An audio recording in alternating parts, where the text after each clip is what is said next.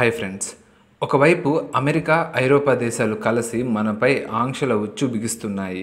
మన ఎగుమతులపై దిగుమతి సుంకాలు అంటే టారిఫ్ల పేరుతో దెబ్బ కొట్టాలని చూస్తున్నాయి. కానీ సరిగ్గా అదే సమయంలో మన విదేశీ మారక ద్రవ్య నిల్వలు మరోసారి అద్భుతమైన విజయాన్ని సాధించాయి. నిజానికి ఇటీవలే మన ఫారెక్స్ నిల్వలు ఆల్ టైమ్ సెకండ్ హైయెస్ట్ స్థాయికి అంటే $702 బిలియన్ చేరుకున్నాయి. కానీ ఆ తరువాత కొన్ని వారాలుగా తగ్గుతూ వచ్చి $695.49 బిలియన్ దగ్గరకు పడిపోయాయి. అమెరికా సుంకాల బెదిరింపుల ప్రభావం మన ఎగుమతులపై పడుతుందని, అందుకే నిల్వలు తగ్గుతున్నాయని అందరూ అనుకున్నారు.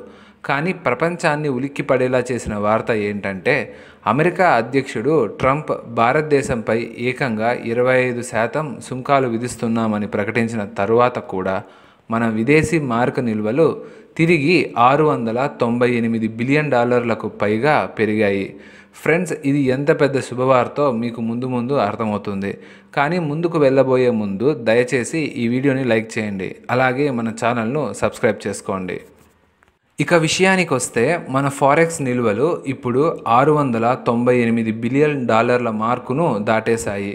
గడిచిన ఒక్క వారంలోనే $2.7 బిలియన్ పెరుగుదల నమోదయ్యింది. ఇక్కడ అసలు విషయం ఏంటో తెలుసా? గత 3 వారాలుగా వరుసగా తగ్గుతూ వస్తున్న మన నిల్వలు మళ్ళీ పైకి లేవడం ఇదే మొదటిసారి. అది కూడా అమెరికా సుంకాల దెబ్బకు మన నిల్వలు కోలుకోవడం అసాధ్యమని అందరూ ఆశలు వదిలేసుకున్న సమయంలో ఇది జరిగింది. నిజానికి ఇది కేవలం డాలర్ పెరుగుదల మాత్రమే కాదు, ఇది రిజర్వ్ బ్యాంక్ ఆఫ్ ఇండియా ద్వారా భారత్ ఇస్తున్న స్వలంబన సమాధానం. ఫ్రెండ్స్, ఇది $698.19 బిలియన్ అనేది కేవలం ఒక అంకె కాదు. ఇది అమెరికా, ఐరోపా దేశాలు మనపై చేస్తున్న ఆరోపణలకు, కుట్రలకు భారత్ ఇచ్చిన చంపపెట్టు లాంటి సమాధానం. సుంకాలు పెంచి మన ఎగుమతులను అణిచివేయగలమని అమెరికా అనుకుంది. కార్బన్ ట్యాక్స్, జిఎస్పి రద్దు వంటి వాటితో మనల్ని బలహీనపరచాలని చూసింది. కానీ జరిగింది దానికి పూర్తిగా వ్యతిరేకం.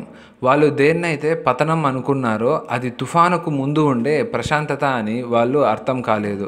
ఎందుకంటే వాషింగ్టన్, బ్రసెల్స్లో జరుగుతున్న అన్ని మీటింగ్లను, జెండాలను బద్దలు కొట్టే ఎత్తుగడను భారత్ వేసింది. మీరే ఆలోచించండి. అమెరికా 25% సుంకాలు విధిస్తుంది. ఐరోపా వాణిజ్య ఒప్పందాలను ఆలస్యం చేస్తుంది. అయినా సరే భారతదేశం యొక్క మారక నిల్వలు $700 బిలియన్ సమీపానికి చేరుకుంటాయి. అంటే ఇది కేవలం రిజర్వ్ కాదు, ఇది దౌత్యపరమైన ఆధిపత్యం.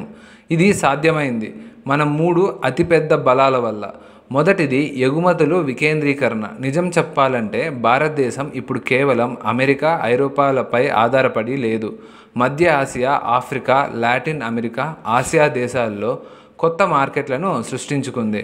ఈరోజు ఫార్మా, టెక్స్టైల్స్, ఐటీ, వ్యవసాయం, రక్షణ ఇలా ప్రతి రంగంలో మన ఉత్పత్తులు ప్రపంచ నలుమూలలకు వెళ్తున్నాయి. ప్రతి ప్యాకెట్తో పాటు డాలర్, యూరోలు మన ఆర్బీఐ ఖజానాలోకి వచ్చి చేరుతున్నాయి.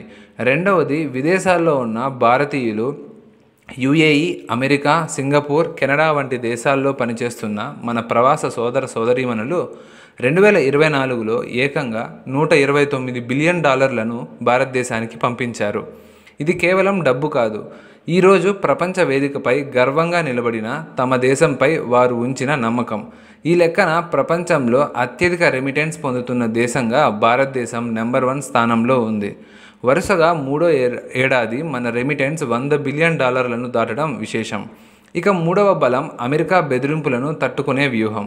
ట్రంప్ నాయకత్వంలో అమెరికా సుంకాల బాంబును విసిరినప్పుడు భారతదేశం చర్చల టేబుల్స్ మీద కాదు, మార్కెట్లో సమాధానం చెప్పింది.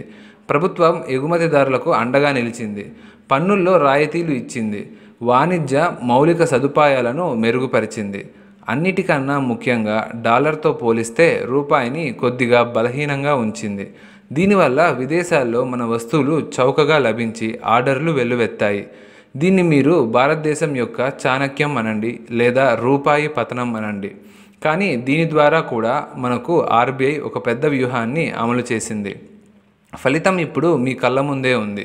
అమెరికాను వదిలేయండి, అంతర్జాతీయ ద్రవ్యనిధి సైతం భారతదేశం కరెన్సీ స్థిరంగా ఉందని, ఆర్థిక వ్యవస్థ బలంగా ఉందని, రిజర్వులు చారిత్రక స్థాయిలో ఉన్నాయని అంగీకరించింది.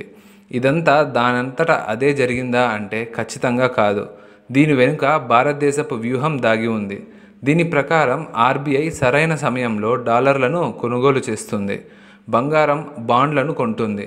తద్వారా మన కరెన్సీపై అమెరికా జోక్యం లేకుండా కాపాడుతుంది. అందుకే అమెరికా ఎన్ని పన్నులు పెంచినా భారతదేశం ఇప్పుడు వారిపై ఆధారపడలేదు. అసలు ఇది ఎలా సాధ్యమైంది? ఇప్పుడు ప్రపంచమే మనల్ని అడుగుతుంది. ఫ్రెండ్స్, ఇప్పుడు విషయం కేవలం విదేశీ మారక నిల్వలు పెరగడం గురించి కాదు, డాలర్పై ఆధారపడటం కాదు, డాలర్ను నియంత్రించే దశకు భారతదేశం చేరుకుంది. ఒకప్పుడు 90వ దశకంలో అంతర్జాతీయ ద్రవ్యనిధి వద్ద అప్పు తీసుకున్న మన దేశం ఈరోజు ప్రపంచంలోని పెద్ద పెద్ద ఆర్థిక వ్యవస్థలకు ఎగుమతులు చేస్తూ సొంత రూపాయిలోనే వ్యాపారం చేయటానికి ఇతర దేశాలతో ఒప్పందం చేసుకుంటుంది. భారతదేశం యుఏఈ, రష్యా, బంగ్లాదేశ్ వంటి దేశాలతో స్థానిక కరెన్సీలలో వాణిజ్యం ఇప్పటికే మొదలైంది. ఇప్పుడు మలేషియా, శ్రీలంక, ఆఫ్రికా దేశాలతో కూడా చర్చలు జరుగుతున్నాయి. అంటే ఆట పూర్తిగా మారిపోయింది. అమెరికాకు అసలైన ఆందోళన ఇదే. ప్రపంచం కనుక భారతదేశంతో కలిసి డాలర్ను పక్కన పెట్టి స్థానిక కరెన్సీలో వ్యాపారం చేయడం మొదలు పెడితే అమెరికా యొక్క ప్రపంచ ఆర్థిక ఏకఛత్రాధిపత్యం ప్రమాదంలో పడుతుంది. దీనివల్ల భారతదేశానికి లాభం ఏంటి అన్న సందేహం మీకు కలగవచ్చు. మొదటి లాభం, డాలర్ అవసరం తగ్గుతుంది కాబట్టి విదేశీ శాఖల నుండి మనకు రక్షణ లభిస్తుంది. రెండవది, దిగుమతి బిల్లులు తగ్గుతాయి. మన రూపాయిలోనే వస్తువులను కొంటే మన ఖర్చు తగ్గి ఆదా పెరుగుతుంది. మూడవది, మన రూపాయికి అంతర్జాతీయ గుర్తింపు వస్తుంది. ఇప్పుడు ఈ పెరుగుతున్న నిల్వలతో తదుపరి అడుగు ఏమిటంటే భారతదేశం ఈ డాలర్ల కొండను కేవలం లెక్క పెట్టడం లేదు, వ్యూహాత్మకంగా వాడుతుంది. 2025 బడ్జెట్లో రక్షణ రంగానికి చారిత్రక కేటాయింపులు చేసింది. విదేశాల నుండి అత్యాధునిక టెక్నాలజీని కొనడానికి ఈ నిల్వలను వాడుతుంది.